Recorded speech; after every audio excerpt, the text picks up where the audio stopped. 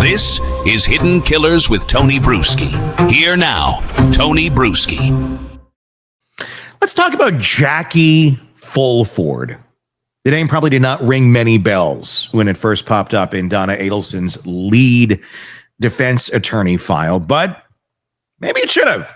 Because once you back the curtain on her background, especially how she exited the Florida judicial system and somehow ended up being the attorney for Donna Adelson, it gets a little interesting. The choice to put her at the helm of a first-degree murder defense gets more puzzling and, frankly, more uncomfortable when you realize the similarities between Jackie and Donna. Now, in no way am I saying Jackie is a bad person, a criminal, or anything of the sort. She's not. She's an attorney that had some issues in the past, and it looks like most of those were resolved in amicable ways. But if you look at her, I mean, just look at her and look at Donna. Similar? Not just in looks, demeanor, personality. So who is Jackie Fulford? She's a former Florida Circuit Court judge, once a respected legal figure appointed by then Governor Charlie Crist back in 2009. She presided over cases in the Second Judicial Court, which includes Tallahassee and surrounding areas, a seasoned prosecutor turned judge. Fulford had a reputation for being decisive, some might say bold on the bench. She wasn't afraid to strike down major state initiatives like Florida's pension reform and a sweeping prison privatization plan, both of which she deemed unconstitutional. Those rulings made headlines. One of them was later overturned by the state Supreme Court. Still, she had clout. Now, behind the scenes, things were unraveling. In 2015, her career didn't just stall, it combusted. The Florida Judicial Qualifications Committee, or JQC for short, came forward with formal misconduct charges, not the kind of minor administrative infractions you sweep under the rug. These were big ones.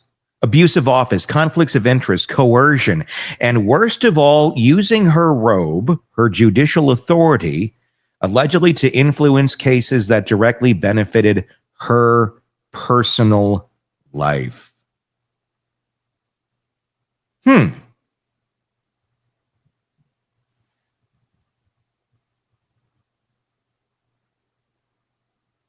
a little bleed over here, it seems like, into Donna land. The JQC laid out a roadmap of ethical landmines, each more damaging than the first. First, there was the political meeting. During a 2012 sheriff's race, Fulford made it clear who she supported. David Harvey, the incumbent, and a personal friend. She displayed a life-size cardboard cutout of him in her chambers. That's already not great. But then it got worse. A courtroom bailiff who supported Harvey's opponent, she told him he could no longer work in the courtroom. That bailiff was later fired. Fulford, a sitting judge, had blurred the line between impartiality and campaign loyalty.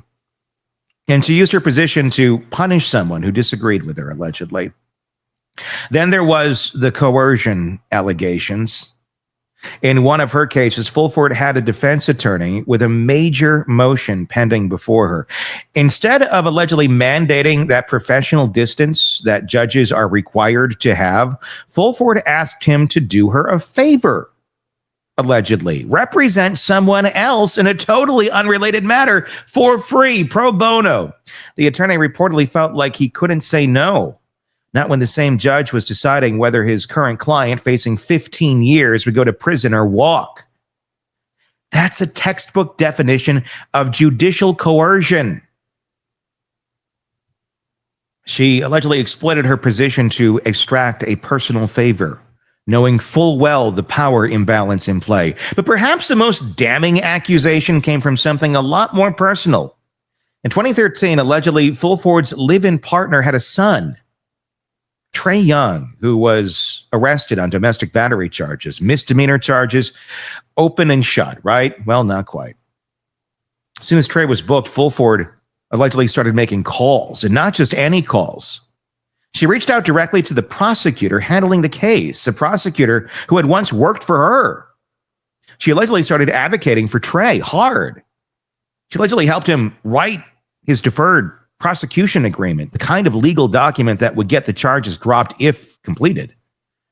She submitted it to the state attorney's office. She even showed up at meetings and jail visits, and wasn't just inappropriate, it was outrageous. She essentially became co-counsel in a case where the defendant was practically family, all while wearing the title of circuit judge. The JQC said this crossed every imaginable ethical boundary. It wasn't speculation, it was documented behavior. This wasn't a judge bending the rules to help the community. This was a judge bending the law to help her household, allegedly. And yet, despite all of this, the coercion, the meddling, the inference, allegations, Fulford never stood public trial for the misconduct. Why? Because just as the case against her started to gain traction, Fulford went on medical leave. She stopped presiding over cases and disappeared from the bench. And then came the twist. The JQC requested a medical evaluation, and that evaluation, which remains sealed and heavily redacted to this day, concluded that Fulford suffered from a permanent disability, one that interfered with her ability to perform her judicial duties. The JQC, rather than continue the misconduct proceedings, recommended involuntary retirement based on disability. No public hearing, no formal ruling on guilt, no censure. Just like that, Fulford exited stage left. The Florida Supreme Court signed off on it, officially ordering her involuntary retirement in September of 2015. From a legal standpoint, it was over. Fulford had no longer held the title of being a judge, but the questions, they never stopped because the timing was too convenient. The misconduct allegations were public and serious. The evidence was mounting, and suddenly a disability no one had previously mentioned took her off the bench before she ever had to answer for her actions in a public forum. What was the disability? We still don't know. That information is protected. Was it physical, mental, chronic, acute? Somehow allegedly interfered with her being able to be a judge. We still don't know. The court didn't say. What we do know is that the misconduct charges were real. Multiple attorneys and court officials backed them up, and they didn't go away. They were simply absorbed into the retirement narrative. It left a sour taste for many in the legal community. Some argued that Fulford used the disability claim as an escape hatch. Others argued she may have genuinely suffered from a condition exacerbated by stress. But either way, the judicial record remains incomplete.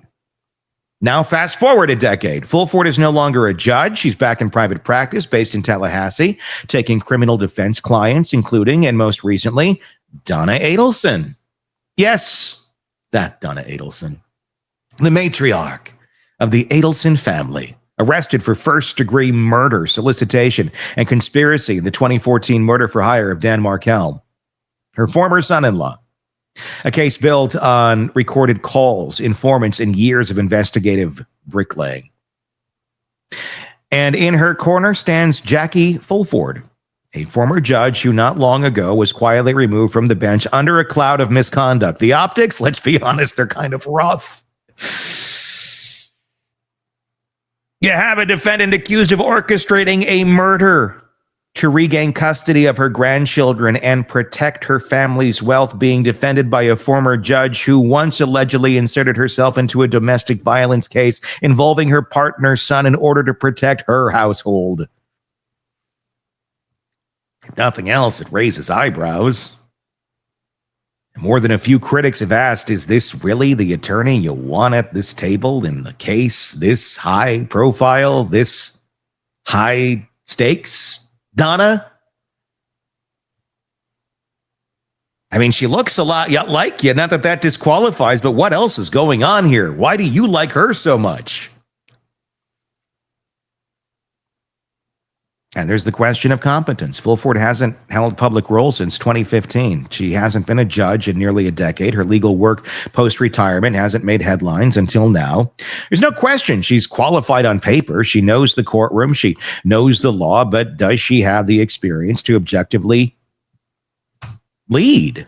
And what is objectively needed to navigate a conspiracy case of this magnitude? where wiretaps, murder, and family secrets converge. Judging by her opening statements, the answer is a big, clear no. At least if you want to be found not guilty. This is where things get especially strange, not just in the courtroom logistics, but in optics, because when you see Jackie Fulford and Donna Adelson sitting next to each other, you notice something. They don't just align professionally. They kind of mirror each other physically. Same posture, same polished yet stern expression, same tailored courtroom look. There's a haunting symmetry there, like a defense attorney and client separated only by a different cut of blouse. Is that a coincidence? Maybe. Or maybe not. Because Donna Adelson is nothing if not image conscious.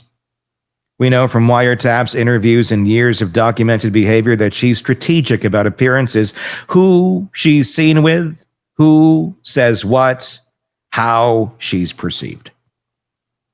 She's not outside the realm. It's not outside the realm of a possibility that when she sought out legal representation, she didn't just look for someone with credentials. She may have gravitated towards someone who reminded her of herself.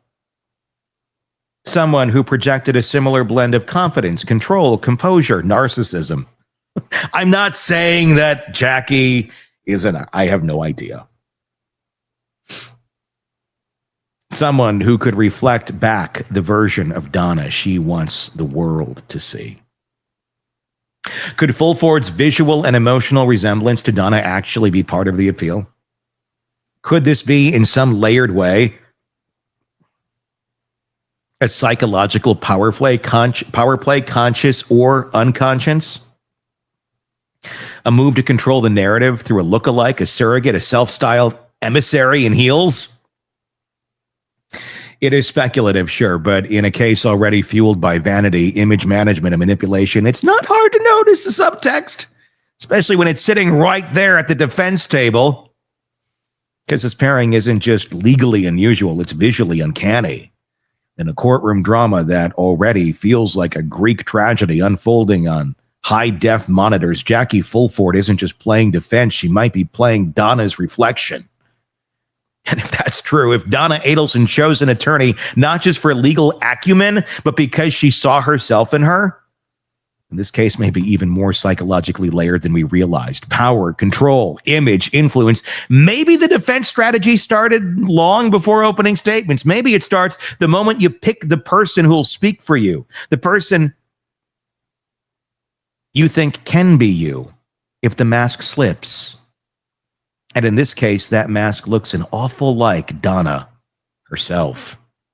Let me know your thoughts in the comment section on YouTube. If you're not already there, please check it out. Search Hidden Killers with Tony Bruschi to find us there. You can do that same search wherever you get podcasts to download us and take us wherever you go.